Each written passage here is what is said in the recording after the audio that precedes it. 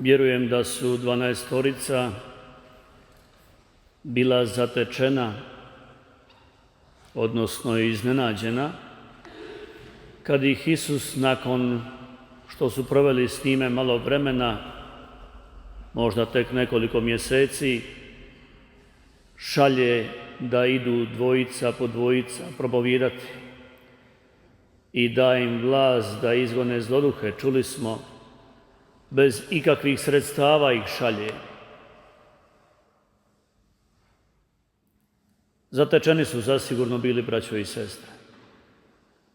Kao što je bila i Bernardica, kad joj se, kako ona kaže, Gospođa ukazala, te kasnije prepoznaši da je to Gospa, da je to Majka Marija. Kao što je Gospodin toliko puta iznenadio svetoga Franju svojim interventima u njegov život. Vjerujem i nas, braćo i sestre. Naš pokojni Papa Franjo u mnogo je homilija, u mnogo svojih nagovora, kateheza isticao Božje iznenađenje, da nas Bog iznenađuje, da nas Bog zatekne s nečim. Govorimo ovo jer je misao o kojoj danas razmatramo u ovoj pripremi za proslavu 800. obljetnice prelaska u nebo svetoga Franje stavljena je na ovaj 4. dan, da je smrt Franju zatekla živim, duhovno živim. Glagol zateći ima više značenja, znači naći nešto u prijašnjem stanju ili naći neku osobu na mjestu gdje je bila ili iznenaditi. Smrt Franju nije iznenadila. Kažemo, zatekla ga je, znači našla ga je u stanju kojem da je duhovno živ.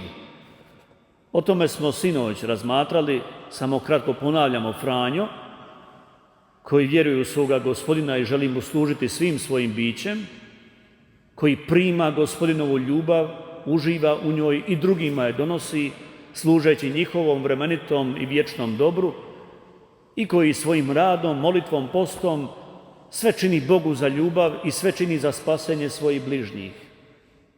Franjo duhovno živ, bogat Bogom, bogat vjerom, bogat ljubavlju, braćo i sestre. Tako ga smrt zatiče. Mi ćemo stoga večeras razmatrati o jednoj oznaci svetoga Franje, odnosno svakog vjernika trebala bi biti. To je zapravo jedna krepost, možemo reći, a to je budnost. Jer Franju je smrt zatekla budnim. Podsjećam sve nas da svaka crkvena godina završava i počinje u došašću Isusovim pozivom na bdjenje, na budnost. Bdite, budni budite.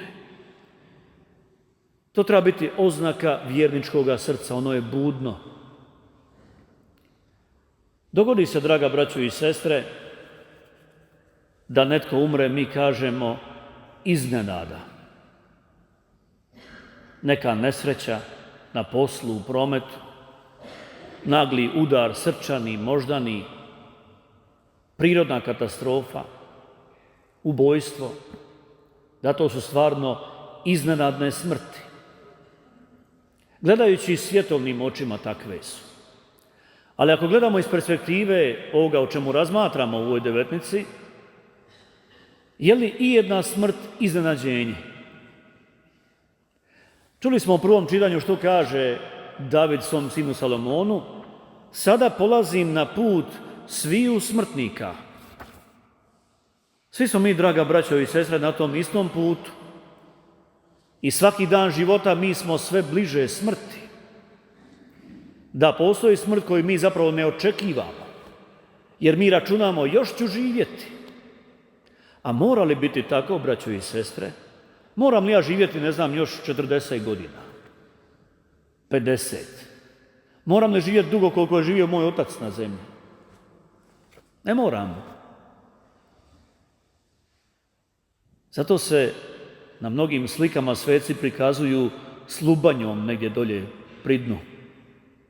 Memento mori. Sjeti se smrti. Sveti Ante, vjerujem da se mnogi od vas mole svetome Anti, u jednoj svojoj propovjedi rekao je: ništa nije tako sigurno kao smrt, ništa tako nesigurno kao vrijeme smrti. Danas jesmo, sutra možda nećemo biti. Tko od nas zna koliko će još živjeti? Nitko, braćo i sestre. Dragi Bog zna koliko još imamo dana ili sati na ovoj zemlji. Mi ne znamo.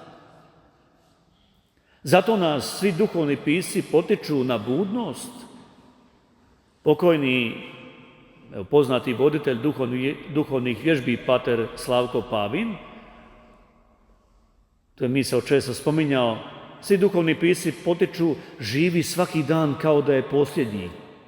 A onda on reče u jednom razmatranju: živi svaki dan kao da je posljednji i jedan dan bit ćeš u pravu. Jedan dan bit će posljednji, ali tako? Draga braćo i sestre, to je stvarno budnost. Živjeti svaki dan kao da je posljednji. Ajmo se malo zamisliti sada. Promislimo. Da sad znamo da imamo još 24 sata na raspolaganju do svoje smrti. Kako bismo živjeli? Bismo li ljenčarili, svađali se, prežderavali, ogovarali, spavali, tratili vrijeme na mobitelu, na televiziji? Što bismo činili? Što mi činimo kad netko od naših milih umire, dragih, u kući, na palijativnom odjelu? Ja sjećam kad je moj otac umirao, nastojao sam biti što više s njime, držati ga za ruku, moliti s njime. Želimo dragocjeno to vrijeme iskoristiti što bolje možemo. To znači živjeti svaki dan kao da je posljednji. Mi smo ove godine, u korizmi je godina je A, ali prošle smo godine slušali evanđelje o mladiću koji traži polovicu dobara kojemu pripada i protrati sve to, dečko, živeći razvratno. Koliko smo dana, tjedana protratili u životu, braćo i sestre? Baš zato što nismo živjeli budno. Ajmo to odlučiti, živjeti svaki dan kao da je posljednji. I onda živjeti ga kao Franjo. Duhovno živjeti, budno živjeti, u ljubavi prema Bogu i bližnjemu, do zadnjega daha. Želim samo podijeliti jednu molitvu koju sam naučio od jednoga, sad je već i stari fratar, ima 77 godina, Frajakov. On je bio zapravo svaki dan dolazio u samostan na ručak i on jedanput meni reče: ja svaku večer prije spavanja ovako kažem Gospodinu: Gospodine, ako se noćas susretnemo, molim te, budi mi milosrdan. Svaku noć. Pa mi možemo to, draga braćo i sestre, i svako jutro reći na početku dana: Gospodine, ako se danas susretnemo, ako danas je posljednji dan moga života, budi mi milosrdan i uvedi me u nebesko kraljevstvo. Vraću se na to još na kraju. Potičem, braćo i sestre, i sebe i vas, živimo svaki dan kao da je posljednji, ispunjeno. I to dan nek bude ispunjen ljubavlju, dobrim djelima. Prođimo poput Isusa ovim svijetom čineći dobro. U tome ga je Sveti Franjo slijedio, slijedimo i mi u tome svog Gospodina. No, želim s vama podijeliti još jednu o budnosti, vrlo važnu misao. To je naime, i danas je dan kada se moli, za proglašenje blaženim sluge Božjega fra Ante Antića, kao zbilja svet i dobar ispovjednik. Frante je svakome sugerirao jednu malu vježbu, ispit savjesti.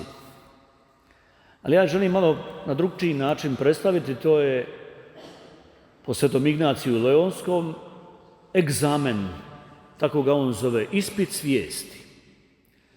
Vjerujem da su i neki od vas obavili duhovne vježbe prema Svetom Ignaciju, tko nije, potičem da učini. Što je egzamen? To je vježbanje u budnosti, odnosno vježbanje u životu u Božjoj prisutnosti. da živim stalno pod Božjim pogledom. I onda u egzamenu ja promatram svoj život, preispitujem se, recimo protekli dan, iz Božje perspektive. Kako ti, Gospodine, vidiš moj dan? Kad sam bio budan, kad sam prepoznavao i izvršavao tvoja nadahnuća, kad sam ljubio, a kad nisam bio budan i pao pod napastima, u grešnim prigodama. Želeći rasti u budnosti, molimo Gospodinov pogled na svoj život. U našem narodu ima poslovica koja kaže, sigurno ste vi stariji čuli, možda i mlađi, Božje oko svugdje gleda, ništa mu se sakrit ne da. Nažalost, često se to poima negativno. Bog vreba na te stalno i kaznit će te, pokarat će te čim nešto loše učiniš. A nije naš Bog takav. Bog zna sve jer je Bog. I to je, draga braćo i sestre, radosna vijest da Bog zna sve. Mi Bogu ne trebamo ništa tumačiti. Ništa. Ni zašto sam pomislio ono, učinio ovo, rekao ono. On sve zna i što smo učinili i govorili i mislili i zašto i koje su posljedice toga, sve on zna. Mi stojimo pred Bogom koji sve zna o nama i ljubi nas baš takve. To znači ovo da je Božje oko nad nama. Bog je uvijek sa mnom. Sad je samo pitanje, jesam li ja uvijek s Bogom? Što je budnost? Biti uvijek s Bogom. Živjeti s njime. Po njegovim nadahnućima i poticajima. I Sveti Ignacij potiče, promišljaj o tome. Prođi svoj dan, zahvali Bogu i vidi kad si bio budan, a kad nisi. I onda donesi odluku za rast u budnosti. I tako dan po dan rastješ u tome. On je čak rekao da je to važnije od svih drugih molitava. Ja imam iskustvo toga. Toliko je napasti za egzamen u mom životu. Ja ga želim činiti svaki dan, 50% puta sigurno ne učinim. Jer napastnik to ne želi, pa me smuva. Ja se, nažalost, dadem smuvati. Pa evo, potičem i sebe i vas. Ajmo to činiti. Ajmo svaki dan, evo, s Gospodinom zastati 10-15 minuta koliko možemo. I gledat svoj dan, koliko sam bio budan, koliko sam, Isuse, živio u tvojoj prisutnosti. Koliko sam prepoznavao napasti i odricao ih se, moleći tebe da me čuvaš od njih. A koliko sam prepoznavao i odmah izvršavao tvoja nadahnuća. Jer mi prepoznamo tako Božje nadahnuće, ali što učinimo? Kasnije ću, večeras ću, sutra ću, u nedjelju ću. Ne, sada, to je budnost.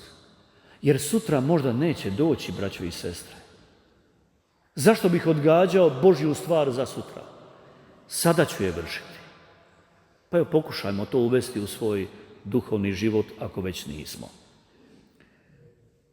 Zaključit ću s primjerom one za čiju se svetkovinu proslavljamo, a to je Majka Marija, koja je, evo tako počinje evanđelist Luka svoj govor o njoj, k njoj ulazi anđeo Gospodnji, pozdravlja i zatekao je Mariju. Zatekao je na način da je stvarno bila iznenađena. Otkud sad taj glasnik u mome domu, u mojoj sobi? Kaže evanđelist da se je smela, smete se. Nije joj jasan taj pozdrav. A opet s druge strane, braćo i sestre, anđeo ju zatiče u njezinom stanju, kakvom jest. Koje je to stanje Marino? Otvorenost Bogu. Želja da bude potpuno Božja i da u svemu vrši volju Božju. Zato se, kako sam i sinoć rekao, zove službenicom njegovom. Zato Marija i nije toliko iznenađena. I je i nije. Jer da se mene onako anđeo ukazao ili da se nekome od nas drugome, ja bi imao milion pitanja. Čeka, kako to? Nisam te razumio, možete mi ponoviti, nisam upamtio. Što ovo, što ono, kad će to biti?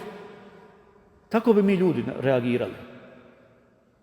Marija, koja je zapravo cijeli život želi vršiti volju Božju, kad prima volju Božju na jedan neočekivani način, odmah pristaje na nju, jer je to želja njezinoga srca. Slijedimo, braćo i sestre, svoju majku Mariju.